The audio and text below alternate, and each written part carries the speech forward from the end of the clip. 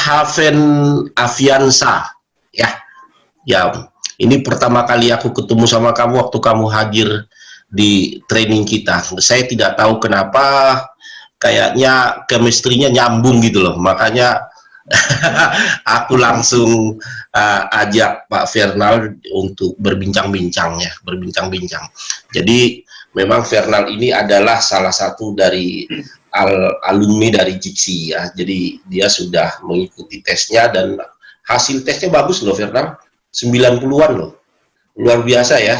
Oke, Fernal, aku cuma tertarik lihat kamu ya, secara mungkin kita bicara secara personal dulu ya. Iya. Bisa nggak kamu share? Kamu tahu nggak bahwa chemistry di muka kamu itu sedikit menyejukkan sama orang lain? Kamu sadar nggak itu? Atau itu by design atau memang alami begitu?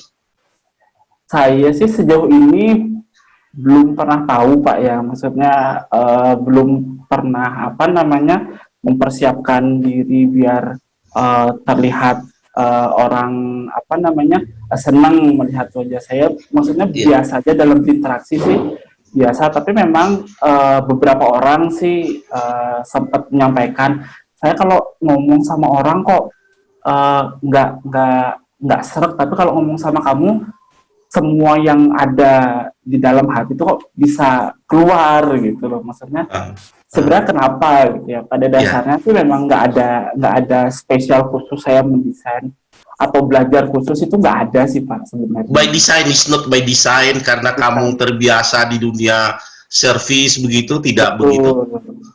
Karena ya seperti yang tadi, karena memang sudah lama Pak di dunia hospitality, jadi memang dulu sempat saya diajarin sama mentor saya zaman dulu, jadi kita itu harus genuine smile gitu. Genuine smile itu apa, kita nggak saya pribadi belum tahu, tapi ternyata setelah mempelajari, genuine smile itu seperti kita senyum ngelihat seorang bayi gitu loh. Bayi itu kan kita nggak ada mengharapkan apa-apa dari dia gitu, tapi begitu kita lihat pasti otomatis senyum tulus gitu keluar dari wajah kita. Itu sih yang pelan-pelan saya terapkan di kehidupan sehari-hari.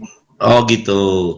Jadi itu menjadi natural sama kamu ya? Iya, betul. Oke. Tetapi senatural mungkin, senatural sekalipun, kadang-kadang Pak Fernal pernah ketemu melihat seseorang menyebalkan begitu, tapi kamu masih bisa mengontrol itu semua, atau memang as flow as it is gitu loh?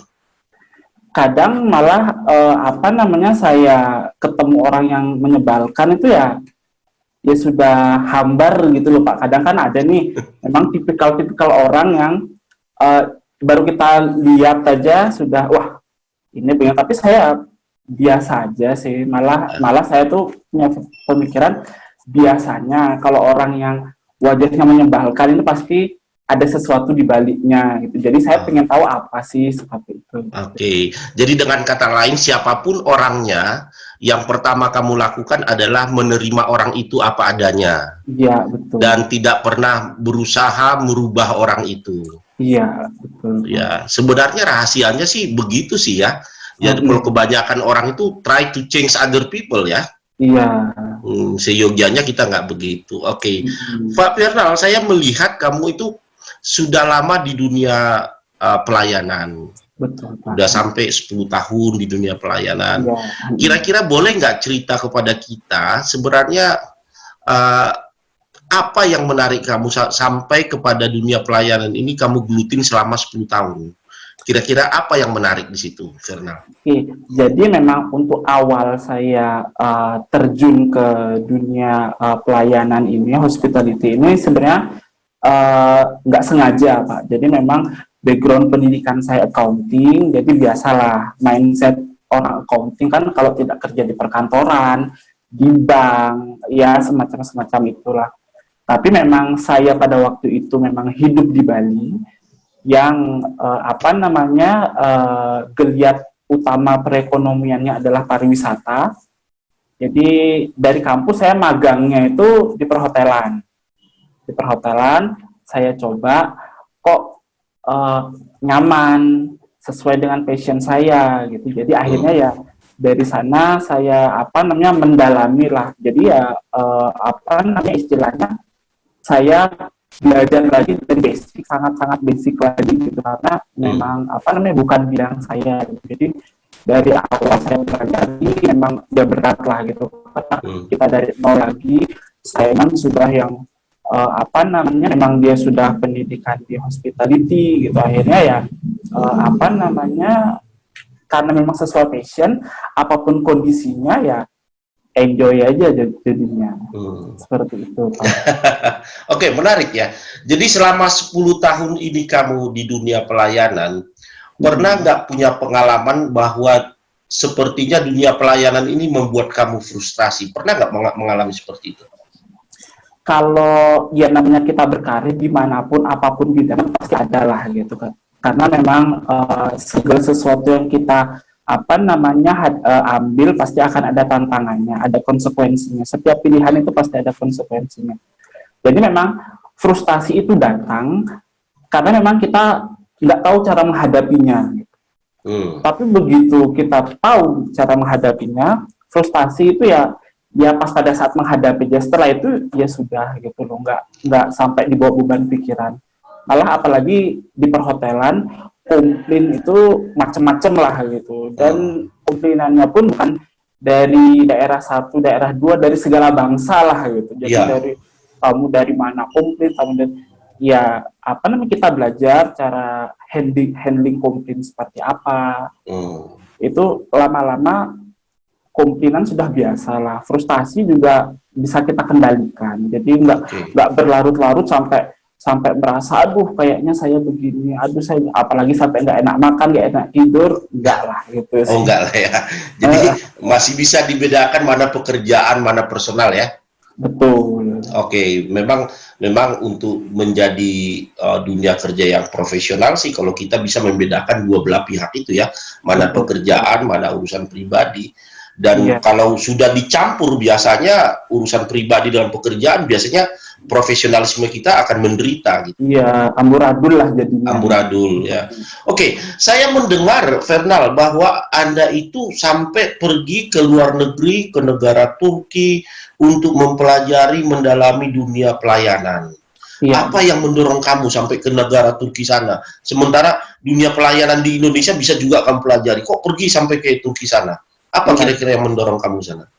Jadi untuk mempelajari sampai ke luar negeri itu saya ke beberapa negara, Pak. Di antaranya Turki, Jepang, Korea, Hong Kong, Makau, Singapura, Kuala Lumpur, Malaysia. Jadi sempat beberapa, karena memang setiap negara itu kan punya culture yang berbeda-beda. Betul.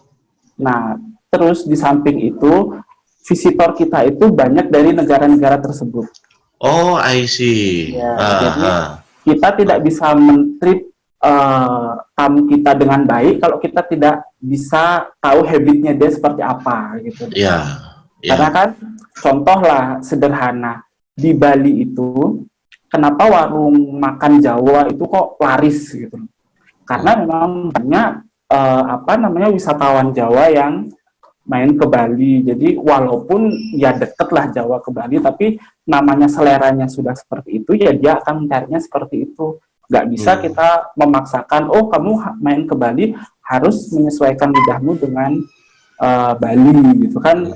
Nggak bisa seperti itu gitu, karena kan kita menjalankan pariwisata, bisnis pariwisata itu bisnis, kita mencari keuntungan gitu.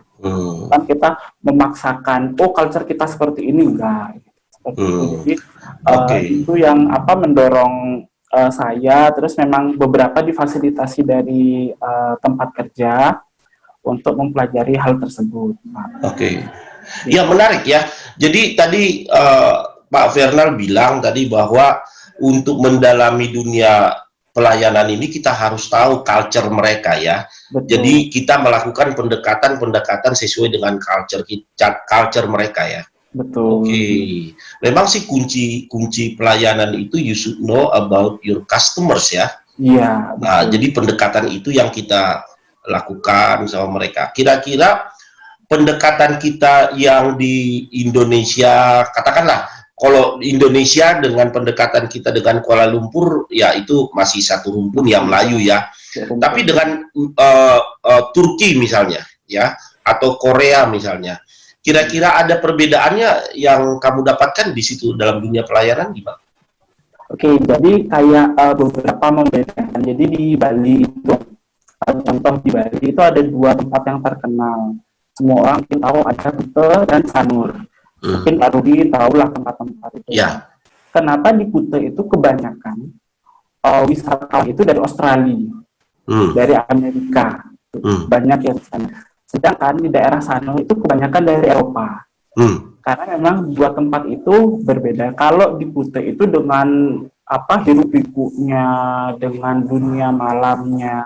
Sedangkan kalau di Sanur itu lebih santai, lebih tenang. Karena memang tipikal orang Eropa itu datang ke Bali untuk melihat view suasana gitu. Kalau orang Amerika, orang Australia itu memang dia party, terus kehidupan malamnya seperti itu. Jadi bagaimana dengan menghandle komplain di setiap daerah, misalnya seperti Turki dengan Malay atau rumpun Melayu, kira-kira ada perbedaan nggak menghandle problem mereka? Kalau basically sih sama Pak semuanya, tapi memang pendekatannya saja yang berbeda. Kalau di kita di Indonesia umumnya itu di daerah Melayu itu kita memang begitu orang komplain kita tuh panik gitu, kebanyakan kita panik gitu. Sudah panik, kita cepat-cepat ingin menghubungi atasan. Sedangkan kalau di daerah Turki itu atau di daerah Jepang itu yang notabene negara-negara maju, mereka itu berusaha sebisa mungkin mereka handle sendiri. Oke. Apapun dia mau dicaci maki lah atau apa gitu, mereka mencoba untuk menghandle sendiri sampai selesai gitu. Oke, tapi kalau misalnya masalahnya tidak bisa diselesaikan oleh individu tersebut, tetap dieskalasikan kepada yang lebih senior lagi. Pasti seperti itu. Oke, menarik sekali ya. Jadi yang menarik saya lihat di situ berarti perusahaan memberikan kepercayaan sepenuhnya kepada karyawan itu untuk menghandle problemnya pelanggan. Betul, Pak. Oke, ada nggak kira-kira evaluasi setelah di-handle pelanggannya, di-handle problemnya, ada tidak misalnya diadakan kayak briefing untuk pendekatan orang begini, harus begini, ada nggak dilakukan oleh Pak Firnal dulu seperti itu? Untuk di saya kemarin itu, jadi memang begitu saya pulang, otomatis kan seperti normalnya studi banding lah gitu. Jadi kita di sana, jadi memang ada pembaruan, ada beberapa yang memang bisa kita adopsi ilmu dari sana, ada beberapa yang tidak gitu. Jadi seperti untuk seperti yang saya sampaikan tadi, begitu ada komplain itu jangan buru-buru kita panik gitu. Jangan buru-buru kita panik karena seperti yang sudah disampaikan di dalam materi diksi, begitu kita panik sudah ngeblank pasti kan, nggak bisa kita nggak bisa menjawab, kita nggak bisa memberikan solusi gitu. Pokoknya tenang dulu, didengarkan aja dulu seperti apa gitu. Jadi supaya puas customer dengan keluhannya, baru di situ baru kita menjelaskan seperti itu. Yang saya sampaikan. Jadi memang kalau ada masalah itu sebenarnya benar, saya sependapat dengan Pak Firnal. Sebenarnya di kitanya dulu kita aman gitu ya. Jangan sempat panik ya, tetap kita tenang, kasih otak kita rest dulu, berpikir, jangan sempat seperti memotong jalur di otak kita, itu namanya amigdala, masih ingat ya sih? Amigdala langsung spontaneous gitu ya. Nah, jadi itu sebenarnya yang harus diajarkan ya sebenarnya menghandle komplain itu. Oke. Pak Firnal, selama Anda menjadi di dunia pelayanan, ada nggak satu kenangan yang sama sekali Anda tidak pernah lupakan? Misalnya menghandle pelanggan yang tadinya dia benci sekali dan tiba-tiba dia menjadi bahkan dia memihak sama kamu gitu loh. Ada nggak begitu? Jadi masalah kenangan, Pak, secara pribadi saya tuh menyimpan semua kenangan gitu. Kalau Oh, iya. kenangan itu ada 10 pun akan saya ceritakan gitu. Karena setiap Iya, iya, iya. kenangan itu saya simpan gitu, baik itu apa manis maupun pahit, pasti akan saya simpan karena setiap apa yang saya kerjakan, saya membuat kejadian itu menjadi berarti untuk saya gitu. Jadi mungkin saya pilihkan salah satu itu sempat suatu ketika di hari pertama bulan puasa, di hari pertama saya itu waktu itu posisi saya sebagai accounting gitu. Sebagai accounting saya turun ke front office untuk mengambil beberapa data. Ada tamu datang nih komplain dari Jakarta waktu itu. Dari Jakarta komplain yang pada dasarnya saya tidak tahu masalahnya karena memang saya belum buka untuk file tamu tersebut. Kemudian saya juga nggak tahu historinya seperti apa. Tapi tiba-tiba datang ke saya marah-marah dengan apa namanya, dengan emosi, dengan kata-kata kasar.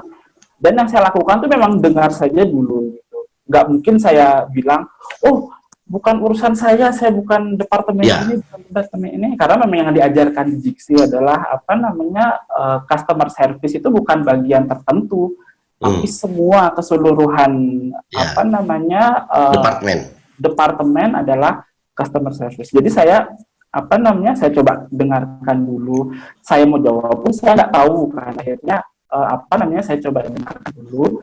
Begitu sudah kerja, baru saya arahkan. Karena kalau memang sudah emosi, nggak mungkin kan saya menjawab asal-asalan. Karena memang bukan bidang saya. Baru saya arahkan ke bagian front office. Jadi dari situlah apa namanya, timbul keinginan saya yang lebih untuk lebih memperdalam customer service. Oke. Fernal, ini ada satu pertanyaan lagi sama saya. Menurut pengalaman kamu di dunia pelayanan selama 10 tahun, bisa nggak kamu Pak Fernal simpulkan bahwa menangani pelanggan itu nggak sulit-sulit amat atau sulit? Kalau menurut saya, menangani dengan apa namanya, dengan pengalaman saya yang sudah sekian tahun, ternyata tidak sulit gitu loh. Karena apa namanya, kita manusia yang kita hadapi adalah manusia gitu.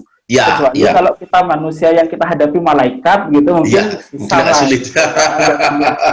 Tapi kita manusia menghadapi manusia, ya kita pada dasarnya sih apa namanya, sama-sama manusia, kita tahu seberapa sih keluhannya dia, apa keinginannya pun sama. Kita coba merasakan saat kita di kondisi seperti dia seperti apa.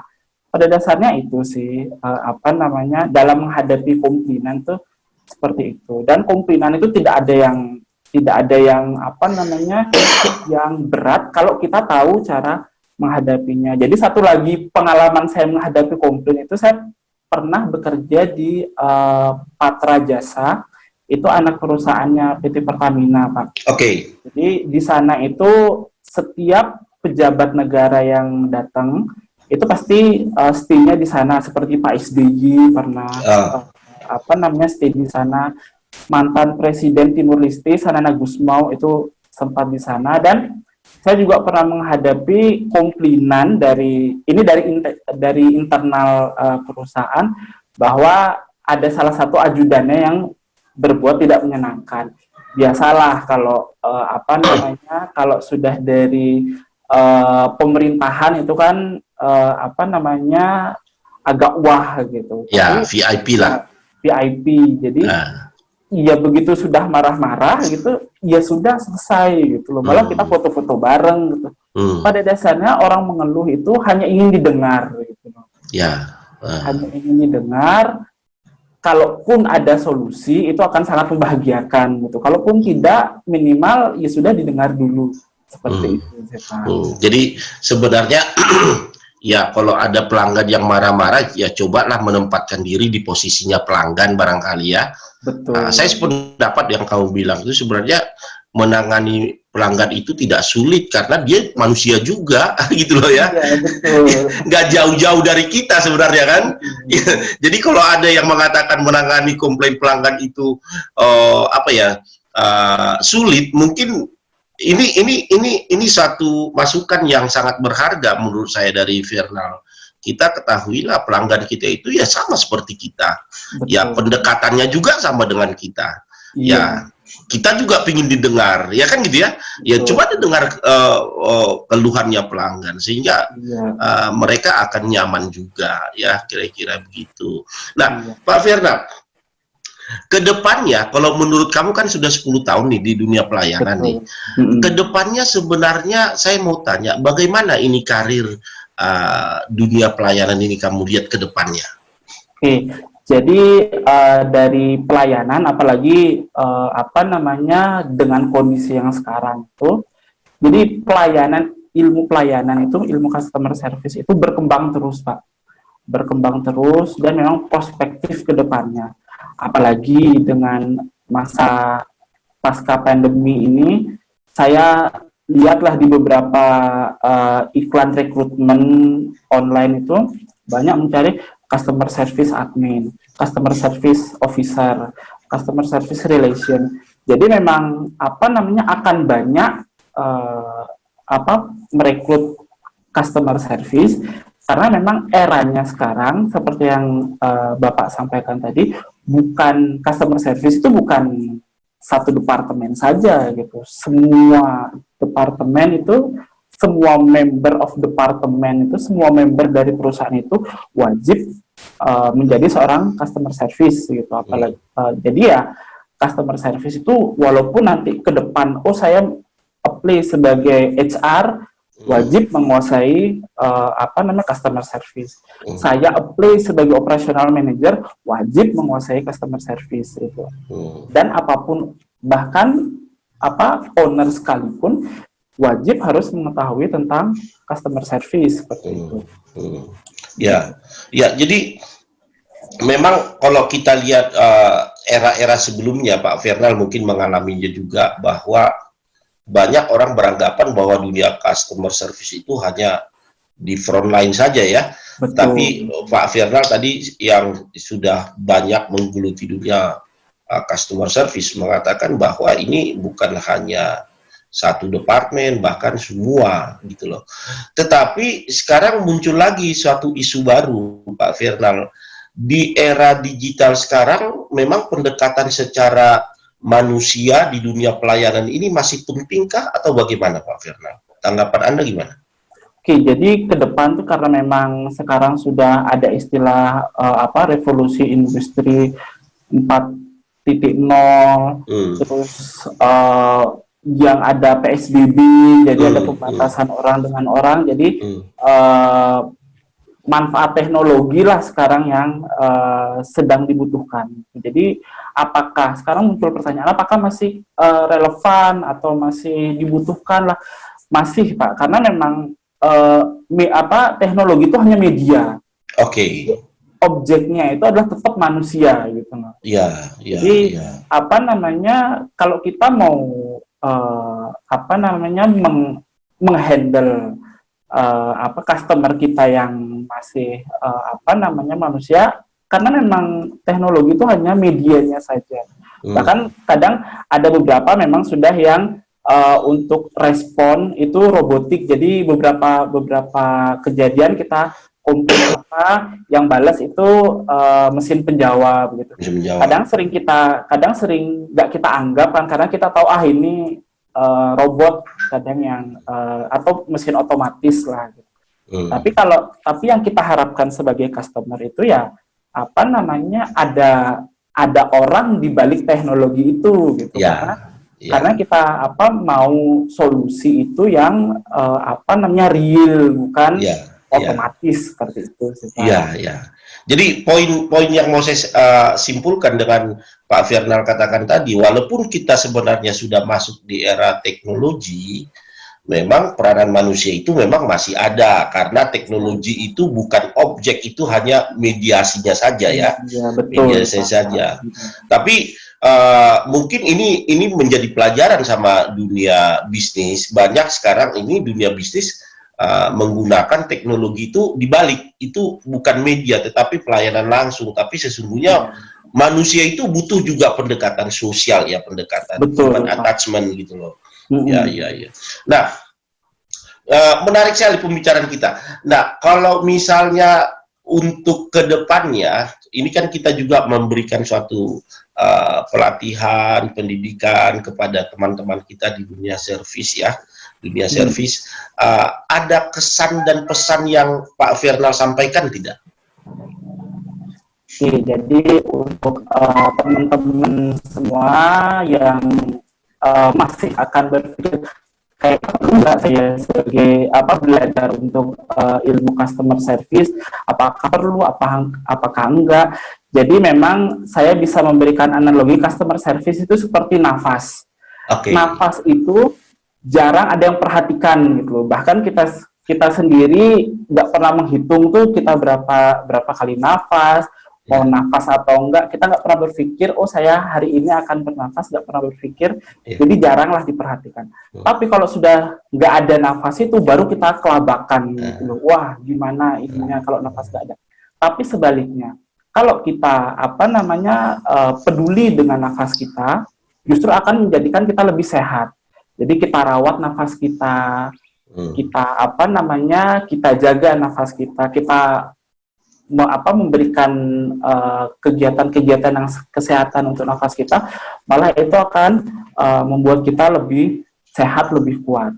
Jadi ya seperti itulah customer service gitu. Jadi sejauh ini sih masih dipandang sebelah mata sama teman-teman pencari kerja, teman-teman yang punya usaha, bahkan entrepreneur masih kayaknya customer service itu nanti dulu atau nggak seberapa penting gitu. Tapi justru malah customer service lah fondasi dasar untuk kita bisa berkegiatan usaha seperti itu, Pak. Ya, menarik ya. Jadi Pak Fernal tadi katakan bahwa memang dunia customer service itu adalah nafas suatu perusahaan ya. Betul. Nafas. Jadi coba kita bayangkan juga memang tidak ada perusahaan tanpa customers ya. Betul. Nah, tidak ada perusahaan tanpa customers. Jadi customers itu kalau mungkin jantungnya barangkali ya. Betul. Jadi nafasnya itu yang membuat itu irama itu adalah dunia pelayanan ini. Sehingga dunia ritme pernapasan kita itu bisa teratur, tidak istilah medis namanya tachikardia, nafasnya pendek tapi cepat gitu ya. Tidak begitu. Jadi nafasnya itu ya, jadi dunia pelayanan inilah irama bisnisnya ada di situ ya. Betul. Nah, kira-kira ada tidak yang selama Pak Fernal mendalami dunia pelayanan, ada tidak pihak-pihak yang meremehkan dunia pelayanan yang kamu ketahui selama ini? Kalau yang seperti itu malah banyak sekali, Pak. Banyak sekali gitu. Makanya kenapa saya bisa menganalogikan nafas tadi, karena memang masih banyak pihak nih yang meremehkan untuk customer service knowledge ini. Karena memang pada dasarnya mereka belum begitu paham atau memang mereka tidak tahu gitu. Tapi memang tugas kita-kitalah yang memang praktisi di customer service itu untuk memberikan insight kepada mereka. Karena memang customer service belum banyak belum banyak diperhatikan sama orang itu karena memang mereka merasa perusahaan saya sudah besar. Mereka tidak sadar bahwa sekarang itu sangat pesat perkembangan dunia usaha, jadi mereka tidak melihat kompetitornya. Saya itu pengalaman di Bali untuk 10 tahun yang lalu atau 11 tahun yang lalu, itu jumlah kamar itu baru sekitar 3.000 sampai 5.000 kamar. Sekarang itu sudah sekian juta gitu. Sekian juta kamar. Jadi kan perkembangannya 10 tahun itu berapa ratus % gitu. Nah, kalau kita tidak berinovasi di dunia pelayanan, ya sudah tinggal menunggu tanggal kapan kita menutup usaha. Seperti itu sih. Makanya ya, ini menarik nih ya Pak Firnal. Aku mau tanya. Kan tidak semua orang berpikir seperti Pak Firnal tentang pentingnya dunia customer service. Nah, seandainya Anda, Pak Firnal ini ada di satu organisasi yang beranggapan bahwa dunia customer service itu tidak begitu penting. Nah, kira-kira Pak Firnal apa yang Anda lakukan kira-kira untuk mengcounter pemahaman seperti itu? Ya, itu tadi saya yang sebelumnya saya sampaikan. Jadi saya menginsight tentang biasanya kalau di perusahaan atau di organisasi ini kan setiap bulannya ada meeting PNL nih. Nah, di situ setiap departemen menyampaikanlah ide-idenya, keluhan-keluhannya. Nah, dari sana baru saya akan memberikan informasi untuk memicu pengambil keputusan supaya bisa terbuka lah pandangannya gitu. Oh, bahwa seperti ini, karena memang itu juga tantangannya tersendiri, karena kan setiap orang, apalagi owning company itu kan biasanya berdasarkan data. Begitu sudah kita menampilkan data, baru dia beraksi gitu. Kadang kalau kita mengucapkan dengan asumsi, dengan opini, lah diremehkan lah kita gitu. Tapi kalau kita sudah buka data, makanya seperti yang saya sampaikan tadi, di 10 tahun yang lalu itu jumlah kamar sekian, tapi di 10 tahun ke depan sudah sekian gitu dari data dari PHRI. Jadi kan dia mau tidak mau harus segera bergerak, harus segera berinovasi supaya tidak tertimbunlah dengan usaha-usaha yang baru. Karena kan dari segi building kita sudah tertinggal 10 tahun lah dengan yang baru bangun hari ini. Dari segi karyawan gitu, kalau kita tidak melakukan training terhadap karyawan, ya ilmu karyawan segitu-segitu aja. Belum yang baru sekarang karyawannya itu lebih inovatif, lebih fresh gitu. Jadi seperti itulah metode pendekatan saya untuk membuka pandangan di suatu organisasi atau suatu perusahaan yang memang masih memandang customer service itu sebelah mata. Ya. Jadi menunjukkan data, bicara data, kemudian barangkali tunjukkan, mencontohkan diri barangkali. Jadi kita tidak hanya berbicara tetapi be example to other people barangkali, itu yang betul. Baik Pak Firnal, ini menarik sekali pembicaraan kita, sudah cukup panjang pembicaraan kita, ini sangat menarik. Para sahabat-sahabat Jiksi, ini adalah teman kita alma mater dari Jiksi, Pak Firnal. Nanti kalau misalnya ada pertanyaan lagi bisa langsung hubungin Jiksi. Tapi sebelum saya tutup Pak Firnal, saya ingin membacakan satu quotation. Barangkali quotation ini baik sama kita. Kira-kira begini. Perlakukanlah customer seperti lover. Ya. Mereka tidak selalu benar. Ya. Di mana tadi? Perlakukanlah customer kita itu seperti lover, mereka tidak selalu benar, ya kan? Tetapi perlakukanlah mereka itu seolah-olah benar, walaupun mereka tidak benar, ya. Sama seperti suami yang sering mengalah buat istrinya, atau sebaliknya sama seperti ibu yang sering mengalah buat anak-anaknya, dan sebaliknya. Barangkali dunia customer service seperti itu, Pak Firnal. Iya, betul, Pak. Jadi tidak walaupun memang customer kita itu tidak benar, ya perlakukanlah mereka seolah-olah benar. Baik, para pemeriksa Jiksi, ya, sahabat-sahabat Jiksi sekalian. Nah, ini adalah bincang-bincang kita dengan Bapak Firnal, dan program ini akan tetap kita tayangkan 1 kali dalam 1 minggu setiap hari Jumat. Jadi teman-teman, para sahabat Jiksi, jangan lupa ikutin terus acara kita. Sampai ketemu. Terima kasih Pak Firnal. Terima kasih, Pak.